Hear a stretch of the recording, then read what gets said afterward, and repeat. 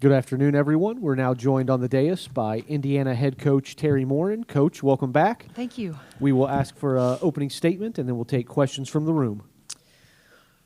Well, we got off to a good start, I thought, yesterday, especially after we got our feet wet in that first half with the pace. But I thought our second half play was really good. It was great to rest, some of those starters. Our bench was terrific. Started our preparation on Oklahoma last night. Got the kids out of here early, so they looked rested today. We just got done with our practice, rested and very focused. And so we're excited to be moving on.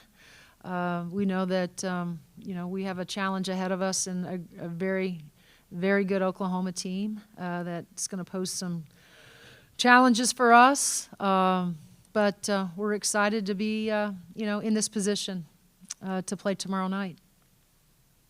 All right, thanks, Coach. Raise your hand, and we'll get a mic to you in the room. Coach, we'll start second row on your left.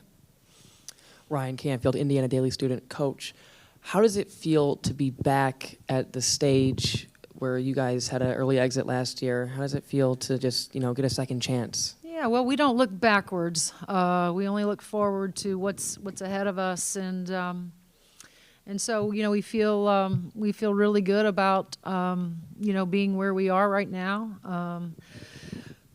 Great about being at home and able to host once again. So we've only looked forward. We don't tend to look backwards. At least I don't. We're in a great position to be at home and play in front of our home crowd, and understand that there's a task at hand, business to take care of.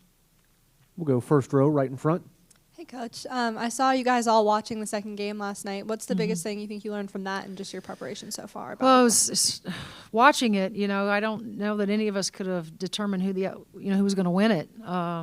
Two really, really good teams. I thought, which we don't expect this. Oklahoma's pace was a little bit slower than we anticipated. Just watching them on film and realizing that 60% of their scoring comes in the first 10 seconds of their shot clock. So, talk about pace. We anticipate it being a faster pace tomorrow that they'll want to play at. What we can't do is we can't become a track meet for us. If we come down, we miss a shot, we go back down, and we don't want to trade misses with them. We want to understand what a good shot looks like for us. But again, impressive play. I think they're a well-balanced team. Have great guard play, but also really good post players that are going to play with their back to the basket. More traditional post players than what we saw with Fairfield. But something that we'll be used to, just from our experience in Big Ten play, happen to play against traditional bigs. But really, really good team and a great offense. A lot of body movement, a lot of ball movement. But I will say this, going into the weekend, we felt like the three opponents, that we knew we were obviously going to play Fairfield. But the other two, I think Fairfield helped us kind of get ready for either one of the teams, whether it was going to be Florida Gulf Coast and or Oklahoma in terms of, their motion offense and then playing 5 out and all the cutting that we're going to have to guard. I thought the preparation for Fairfield probably put us ahead of our preparation, today for Oklahoma, because we've really we've been repping, a lot of that last week. We'll go second row right in the middle.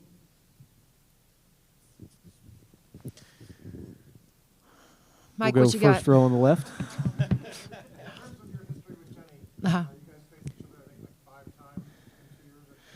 Yeah, probably. Yeah. Yeah, just, again, she was a terrific college player, too, at Iowa. And very offensive-minded. I also got to spend time with her this summer with USA Basketball. She was one of our court coaches. So very intense, very, like I said, very, very smart, and very, very good offensively. And And so that's what I remember of all of her teams. Not that they're not good defensively, but I think if she chooses to spend time on one side, it's probably more offense than it is, them defensively. And so, I consider her a friend, but and a very, very, very good coach. How does that inform her team then with the offensive mindset? What do you see from her? Yeah, just the motion, not a traditional set-oriented offense. Read, react. I think that there's probably called plays inside of their motion that they're trying to pick on, whether it's a matchup they like, whether they want to get a post touch. But it's been hard to pick up play calls,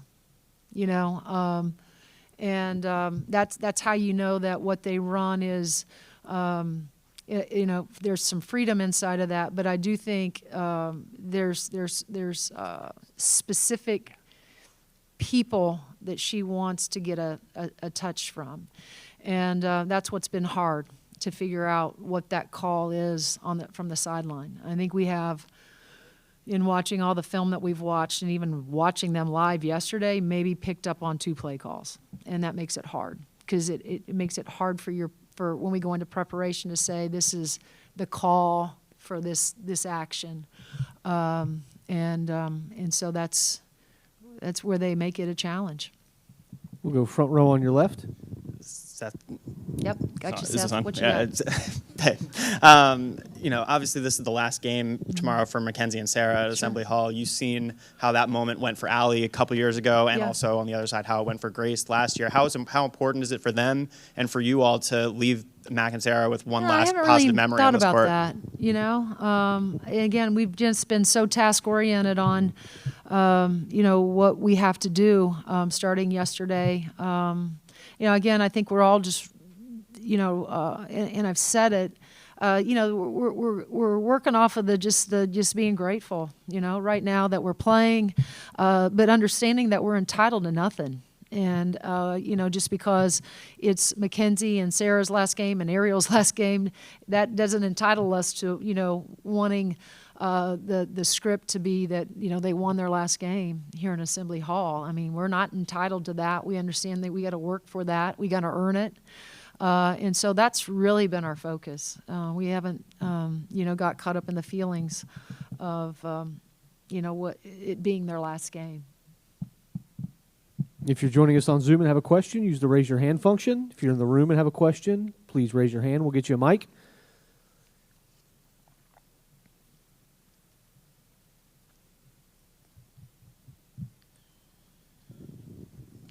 Kevin Vera, inside the hall. Teri, at this point of the year, everybody's good, right? Mm-hmm. And so wins or losses sometimes kind of comes down towards the mental aspect of the game. As the coach, I mean, how do you go about teaching your players really to stay level-headed at this point of year when it's really, a lot of chaos is going on and, Yeah. the pressure's on? We talk about distractions a lot.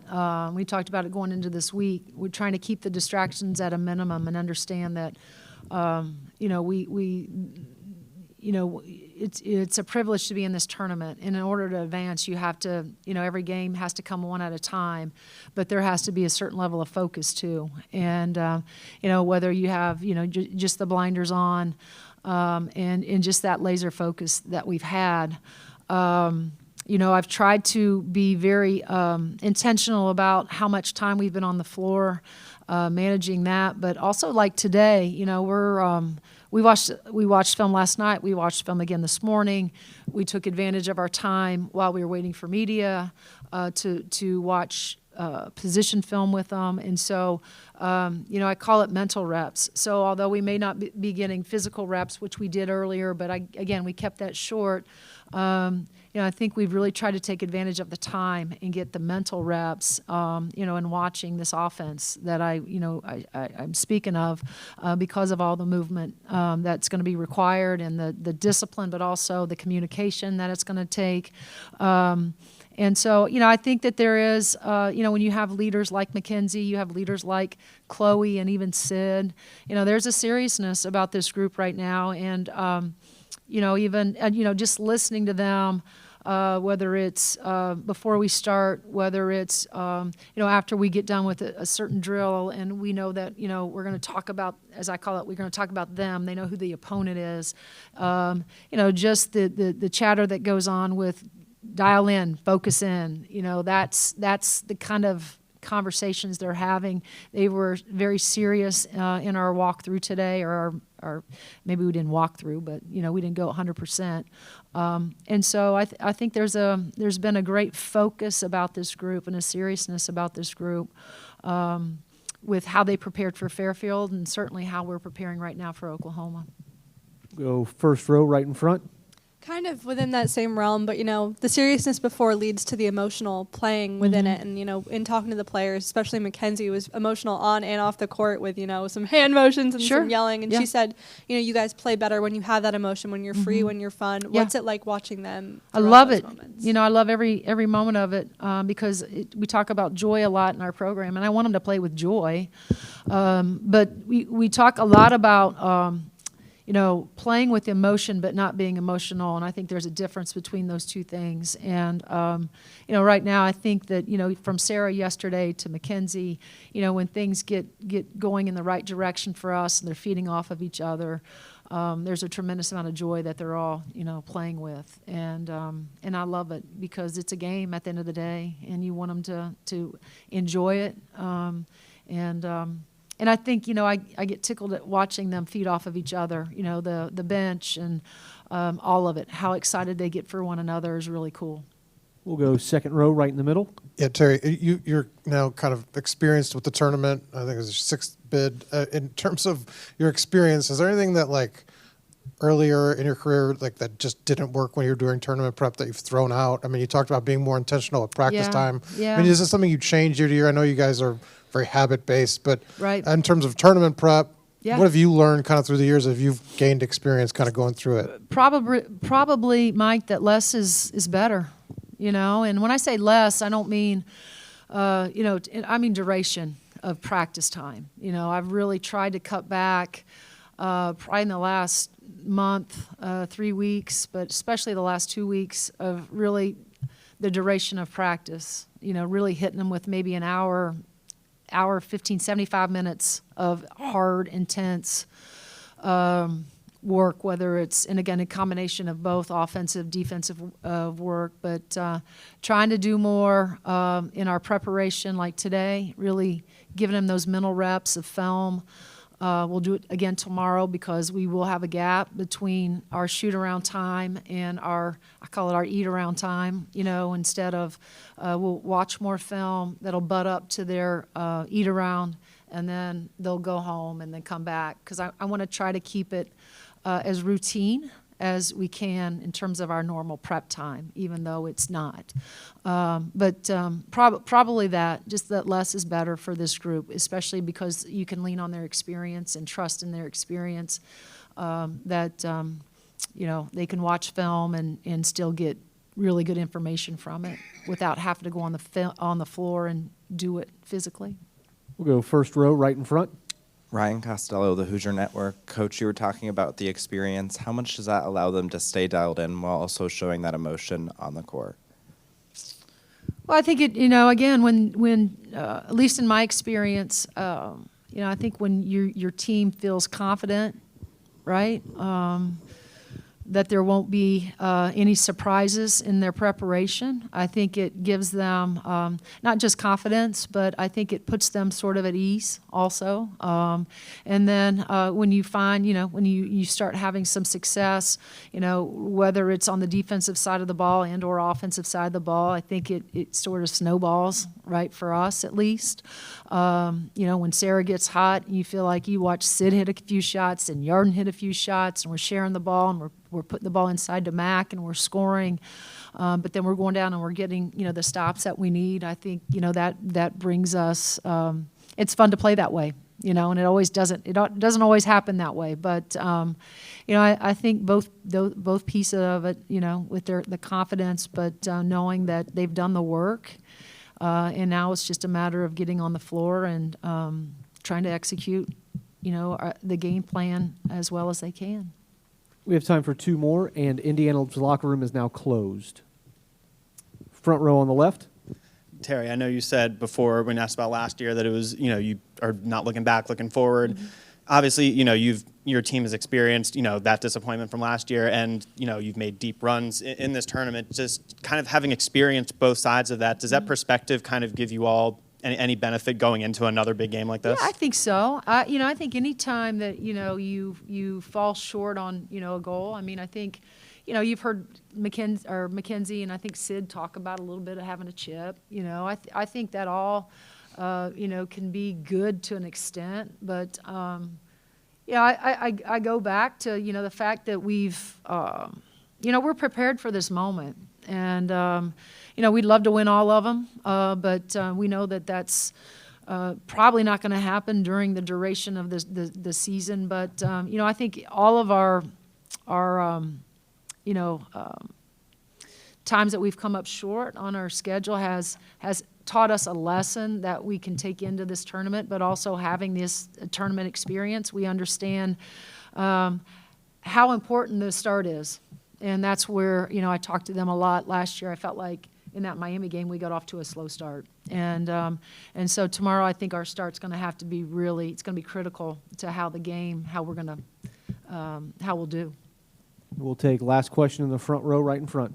Teri, I know you already talked about Oklahoma stylistically, but they were the best team in the Big 12 this year, and so far the Big 12 has had the most success in the tournament, 7-0. Just as a conference as a whole, as a basketball conference, what is it that makes the Big 12 sort of unique, or what is it that is special about them? Yeah, I don't know. I just think there's so much talent and parity right now in women's basketball. I don't know that you can just chalk it up to a particular conference. They got great teams, right, in that league, but so does the Big, and so does the ACC, and so does the SEC. So, I don't know if you chalk it up to that conference as much as you just chalk it up to women's basketball right now. And the parity, the madness that goes on with this tournament, the teams that aren't supposed to get beat or get upset, that's just part of – we're seeing it on the men's side. We're going to see it on the women's side. I don't want to take away from any of other conferences, the great conferences that we all have a chance to play in. But they obviously have done well so far. We realize that they won their conference championship. And we also realize this about this group: they can get down as they were in the Texas game and then fight their way back. And so they're never out of it. And so that's also what makes them a dangerous team. We have a tremendous amount of respect for Oklahoma. And, we know we have to show up here and play a complete 40 minutes in order to have the result that we want. Great. Thanks for your time thank today, you guys. Coach.